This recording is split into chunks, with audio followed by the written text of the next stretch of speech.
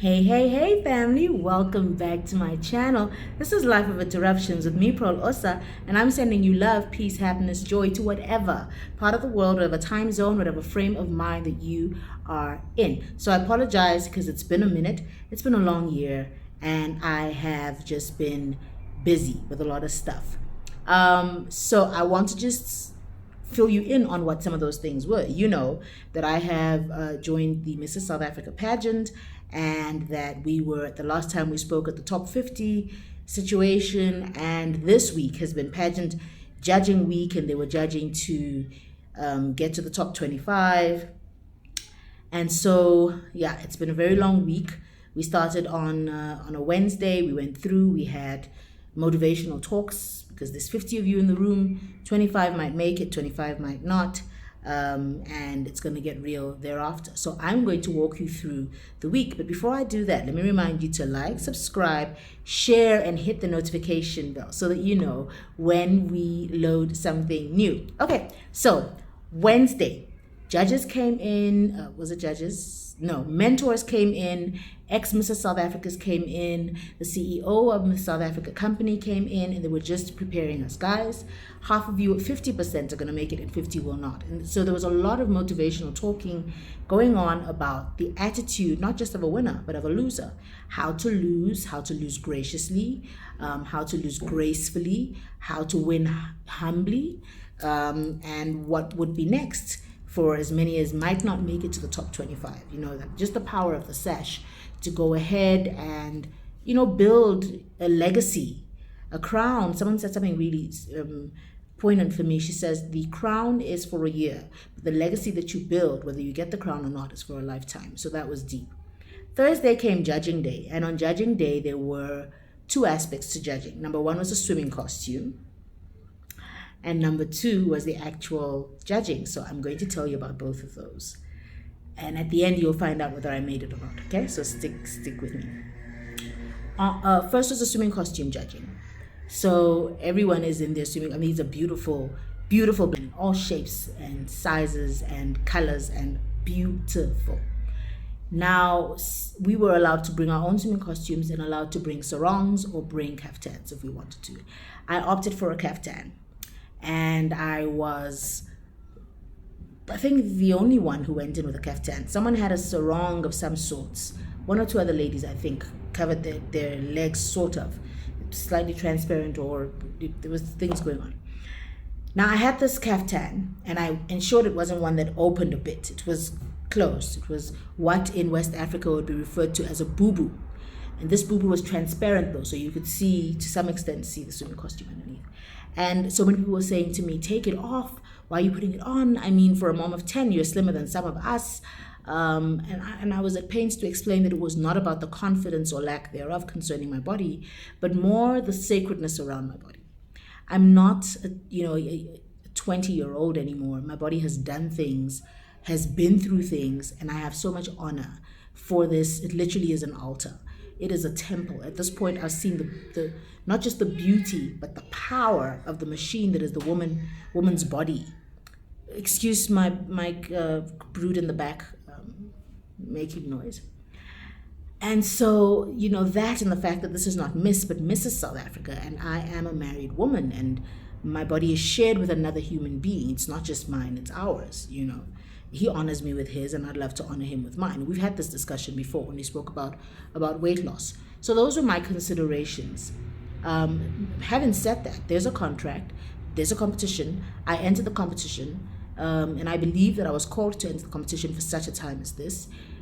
No one dragged me or put a gun to my head. So I need to man up, or woman up, and be a big girl and obey the rules of the competition. Now, remember, something about Esther is that the Bible tells us she did what she was told to do. And so that was my stance. I was told I had to wear a swimming costume, so I was going to align myself in humility to the stipulations of the contract and of the pageant.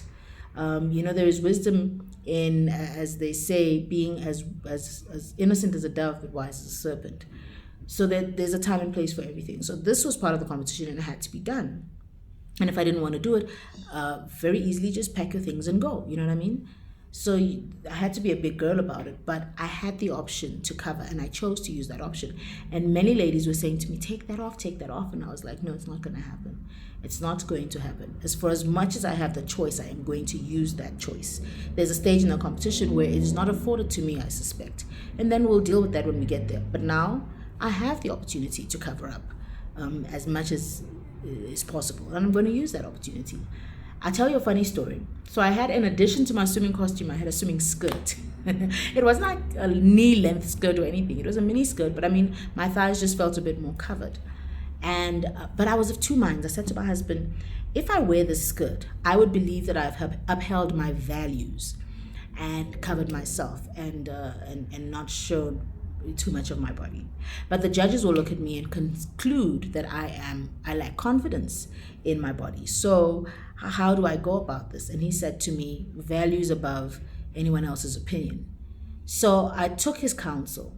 I wasn't at complete peace with it, but I took his counsel anyway. For me, this is my covering, and he spoke it, and I'm gonna take that as the final word. And I trust God to bless my yieldedness one way or the other.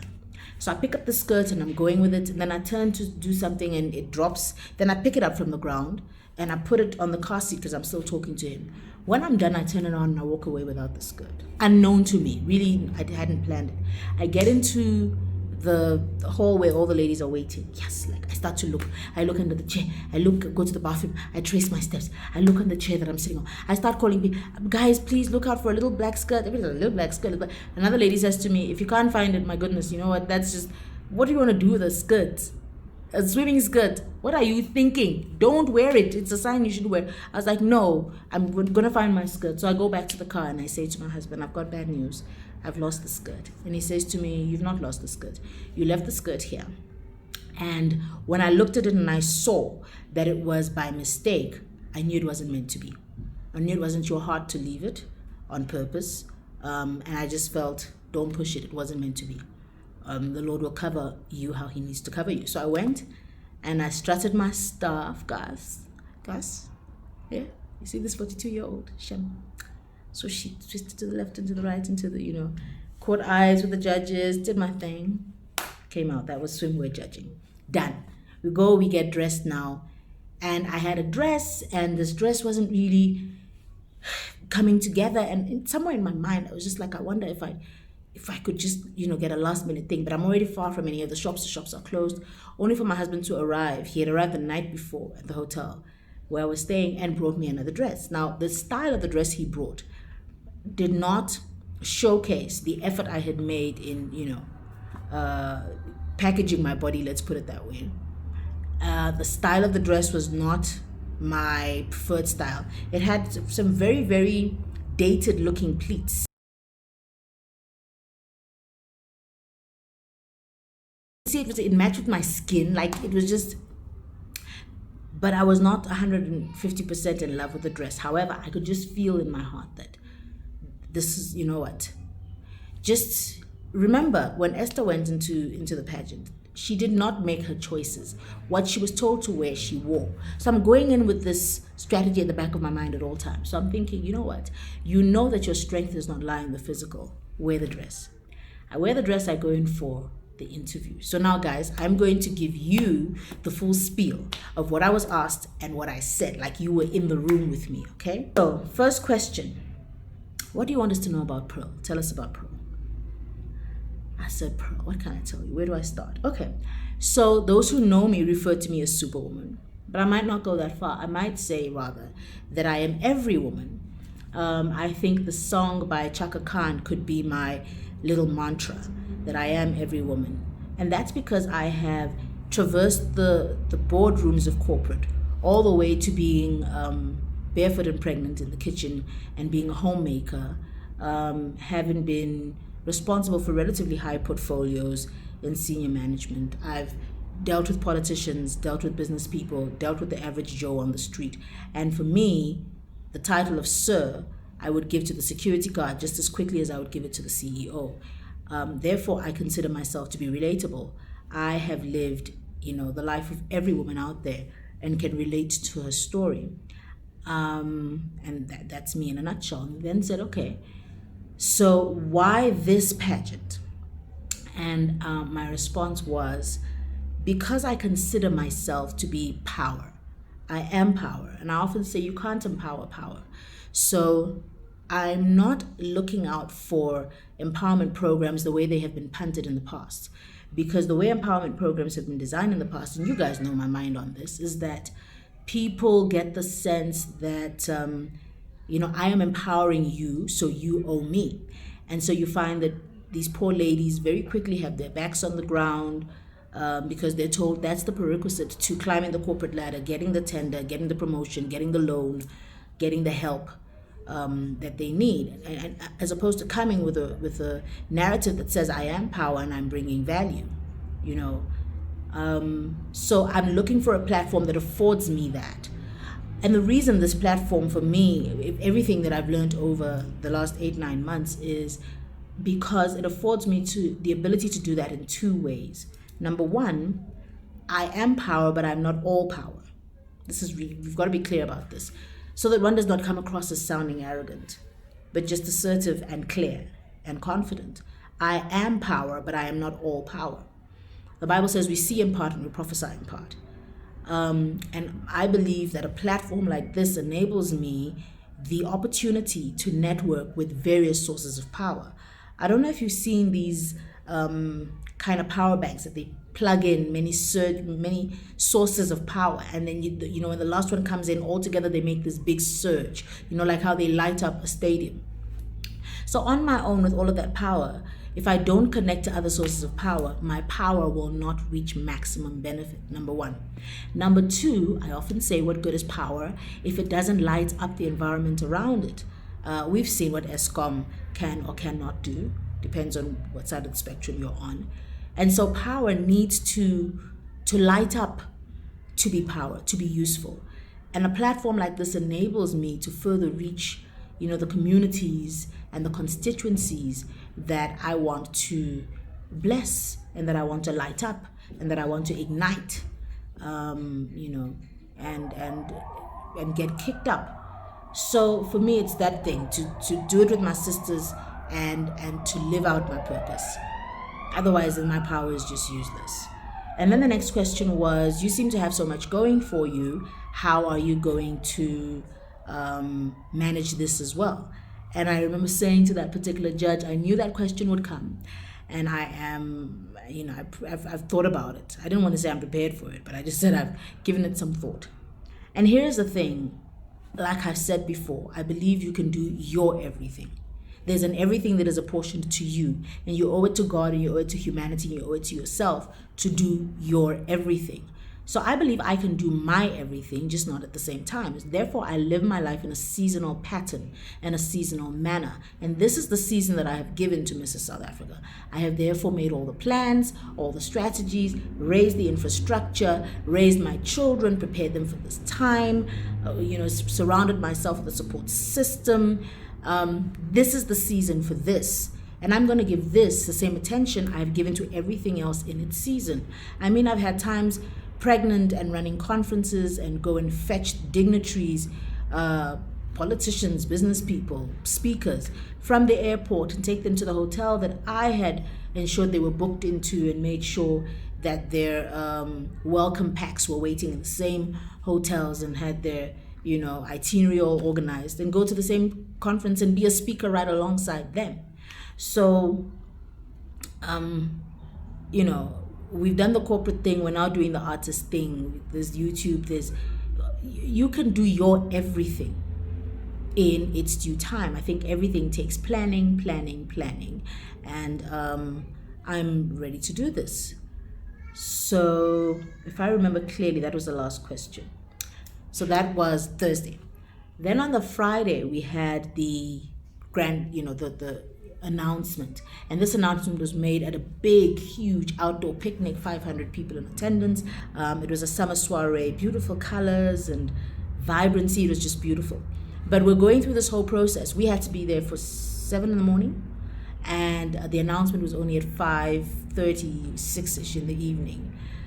So the emotions were running. And in the morning, when we're doing the dry run rehearsals, I start to bawl, and I'm crying because the producer of the show, first makes us rehearse a portion where we walk out and just strut. Second portion is where you all stand backstage and only 25 names are called. And I cried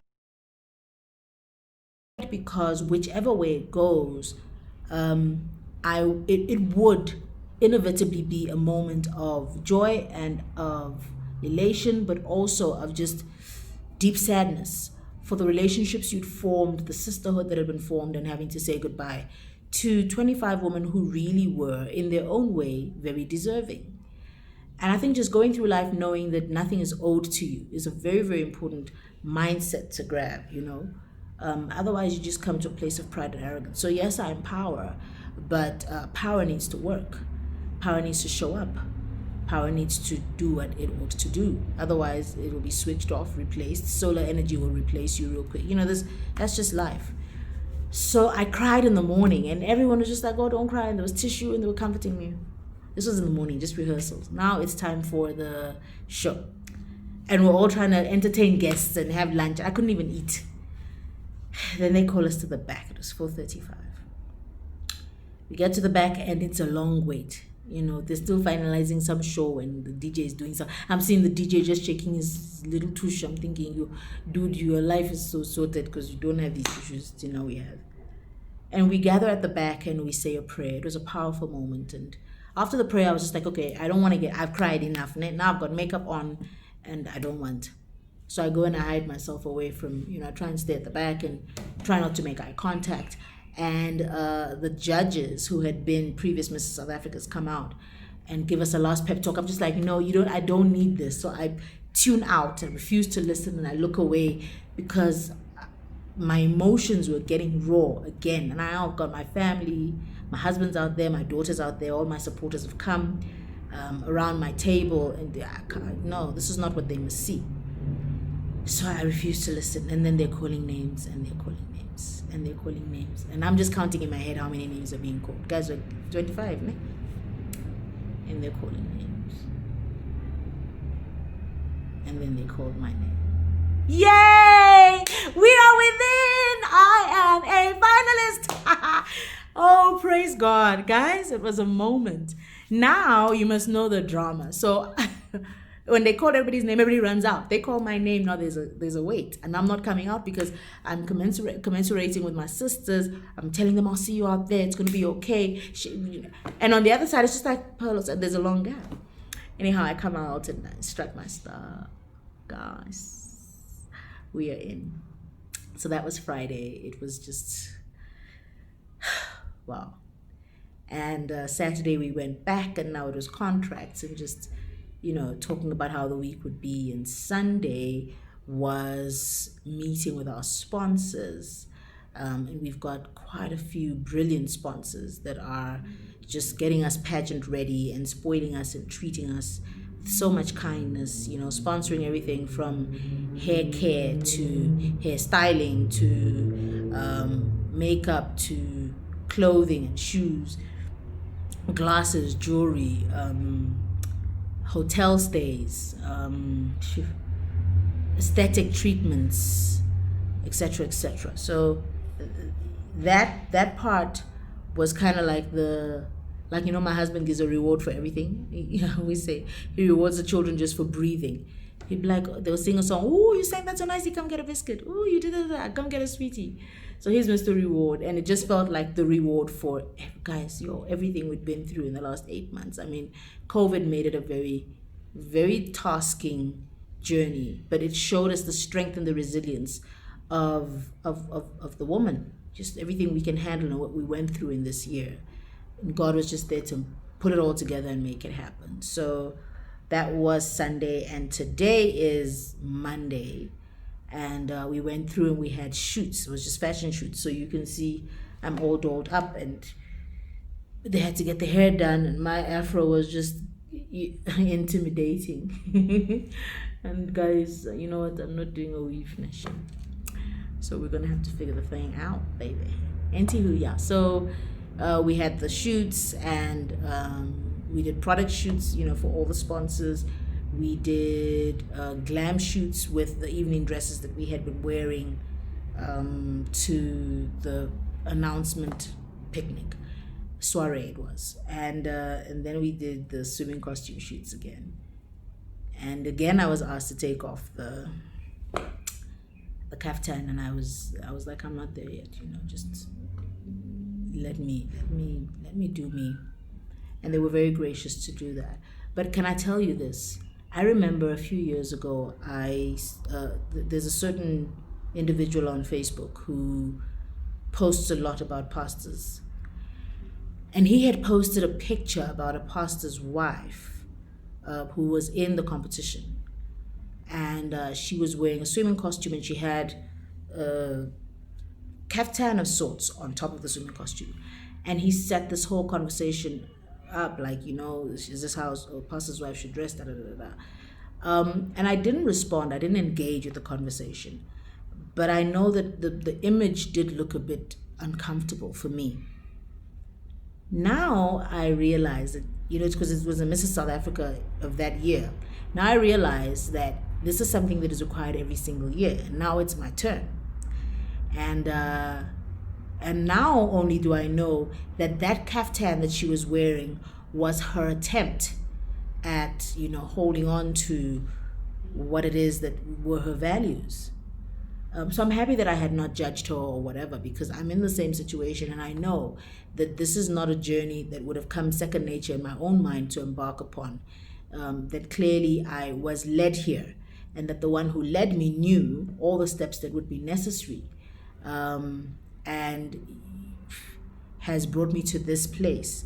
And it's been a very long journey. I call it my journey to beautiful, because I started off this journey almost a decade ago, if not longer, really, really dependent on the aesthetics, dependent on the makeup, dependent on the high heels, dependent on jewelry, dependent on the fake hair. And I believe that dependency existed because somewhere in the back of my mind, I was not enough without all the extra. Till I began to walk this covenant journey that some of you know about, where it was stripped off from me, one layer at a time. And I remember saying to a girlfriend of mine that it's a road I've walked, I'm never going to go back there. And she says to me, never say never, because she had been through something similar where she had been stripped of all of these that had become a crutch also. And, she just felt so bare. And then at some point, she was then permitted, and I don't know the actual intricacies of her story, so I'll be careful to try and share it.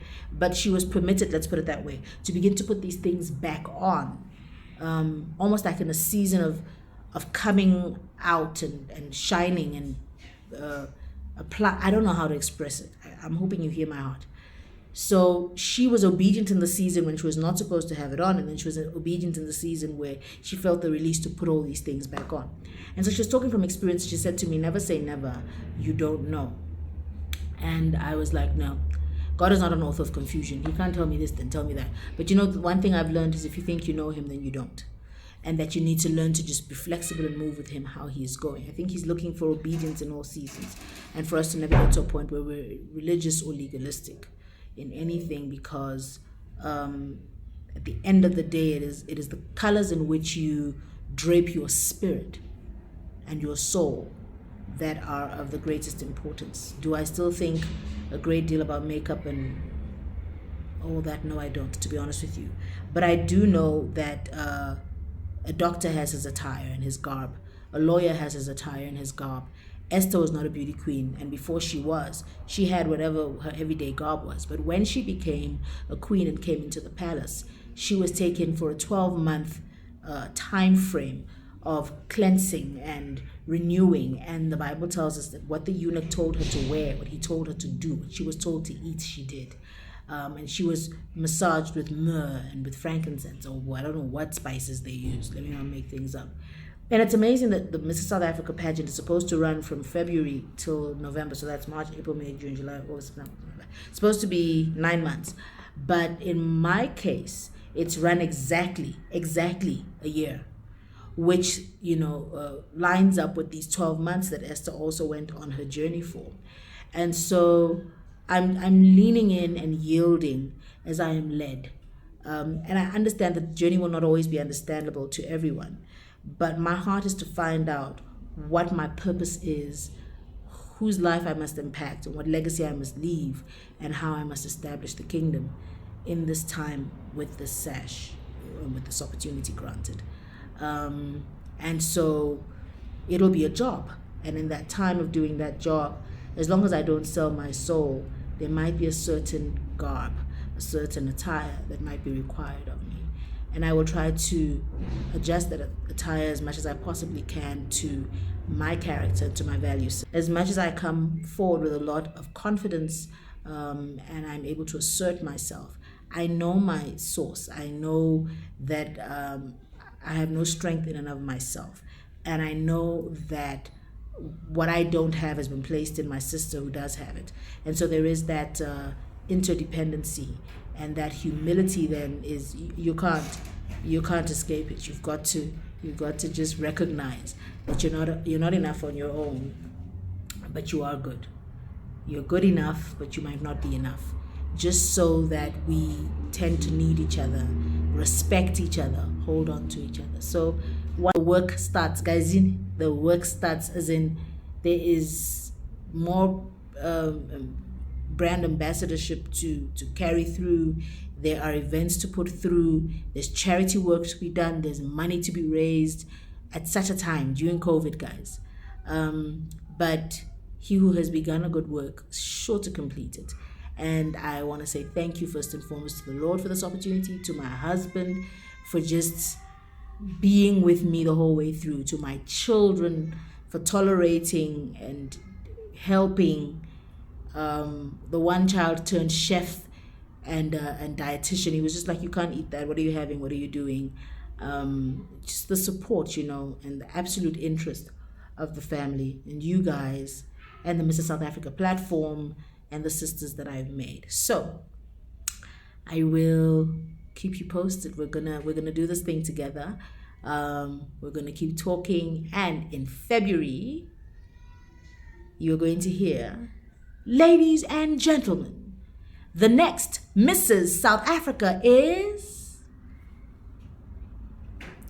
Like, subscribe, hit the notification bell so you know when we load something new. I will keep you posted. It's gonna be a ride and a half. Love you much, love you plenty. God bless you.